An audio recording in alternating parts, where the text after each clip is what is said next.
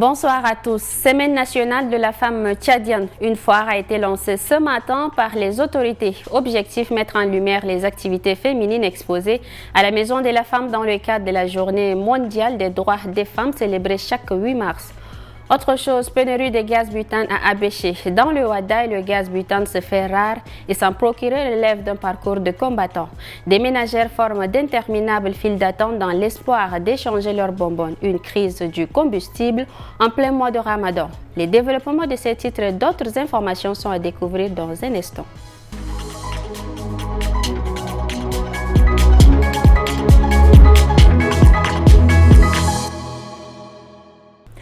Bienvenue à tous. La foire Sénafed 2025 a été officiellement lancée ce 3 mars à la Maison de la Femme par la déléguée générale du gouvernement auprès de la commune de N'Djamena accompagnée du maire de la ville.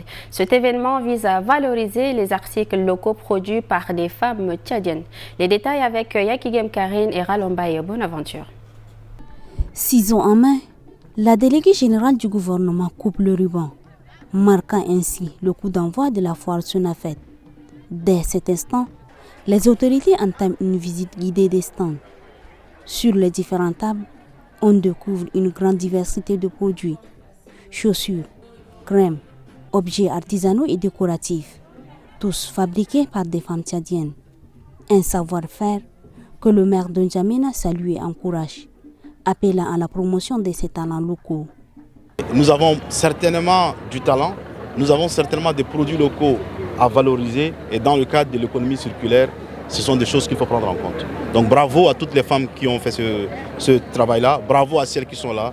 Vous avez l'ensemble du soutien du conseil communal et aux côtés de la déléguée générale du gouvernement, nous venons vraiment vous applaudir et vous encourager dans le cadre de cette semaine de la femme et pour l'initiative qui est organisée dans ce bâtiment symbolique qui est la Maison de la Femme.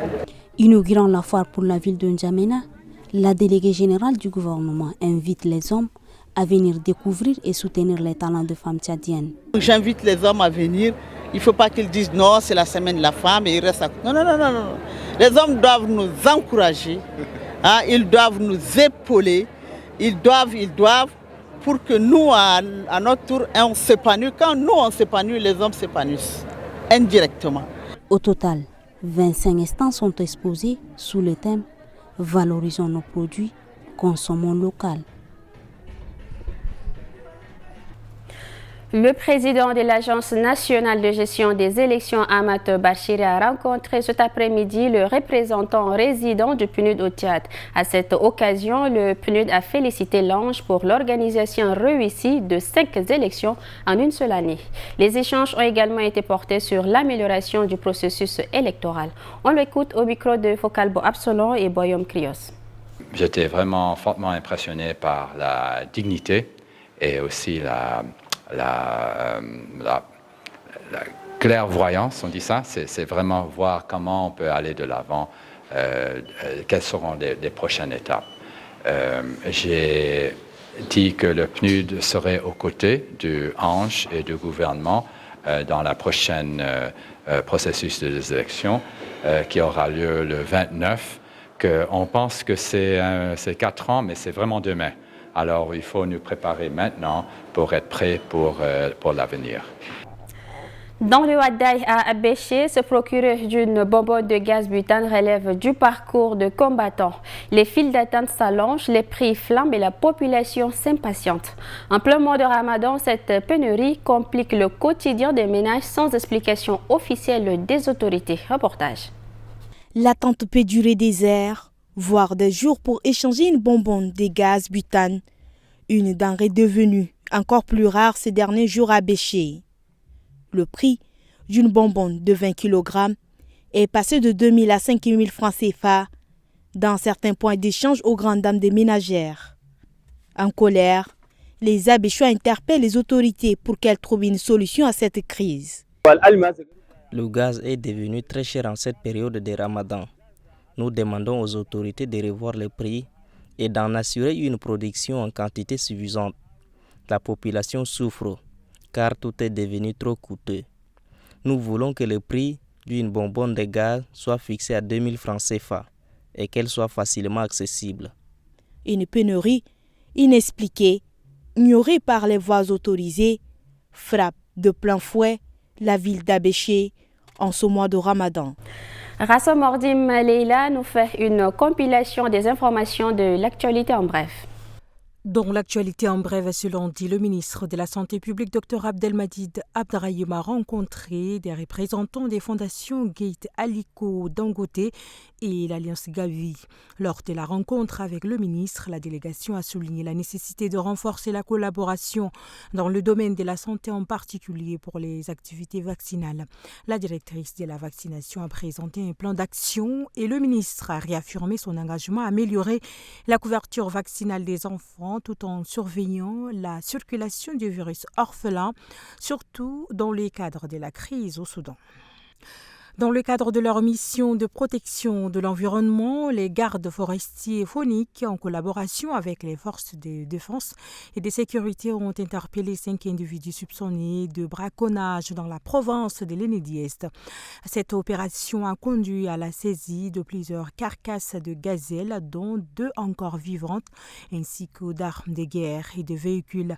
Les suspects ont été présentés à la presse par les autorités locales en présence du directeur général de la garde forestière et phonique, le général Abokit Ali Diar. Ils ont été remis aux autorités judiciaires pour répondre de leurs actes. Le ministère de l'Environnement, de la Pêche et du Développement durable s'engage fermement dans la lutte contre les menaces pesant sur la faune et la flore. Pour finir, la session 2025 du baccalauréat au Tchad est en pleine préparation.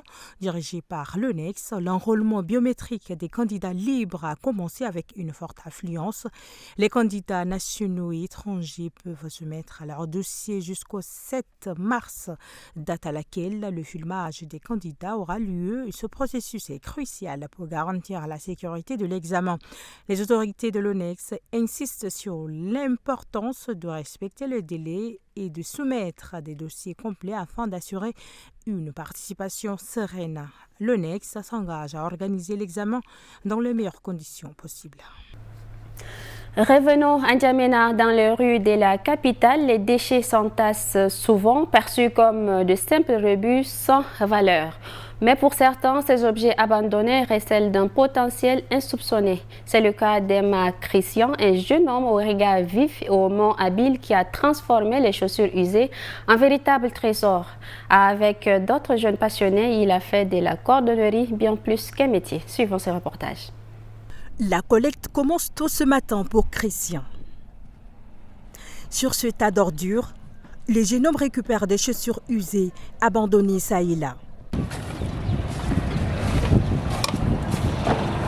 Dans son atelier à ciel ouvert, situé au marché Ngosso à Walia dans le 9e arrondissement, le vrai travail commence. Redonner une nouvelle vie aux chaussures. Christian partage ce lieu avec une dizaine d'autres jeunes comme lui. Tous coordonnés des circonstances. La plupart n'ont pas poussé leurs études loin et la majorité a regagné la capitale en quête d'un Eldorado. Un rêve qui a vacillé, mais il s'adapte à la réalité. Pour cesser de nourriture comme ça, parce que les activités là, tous les salaires ne passent pas. C'est comme ça, nous restons pour cesser, pour faire l'activité, pour aider les pauvres qui sont dans le pays là. Parce que les chaussures que nous sommes en train de fabriquer ici, c'est simple. Nous vendons à 1000 francs seulement. Parce que nous sommes en train d'aider la population du Tchad. Parce que nous sommes les pauvres même. Nous aidons les pauvres aussi. Les chaussures sont revendues à des prix dérisoires et les acheteurs n'y sont pas déçus. Leur activité nous aide beaucoup. Puisque nous, on n'a pas le temps de prendre le temps de faire les serrages de notre chaussure même. Maintenant, là, tel que c'est parti, c'est devenu très joli. J'apprécie beaucoup leur métier, ils nous aident également. Cela fait plus de 2 ans que l'atelier de Christian tourne à plein régime.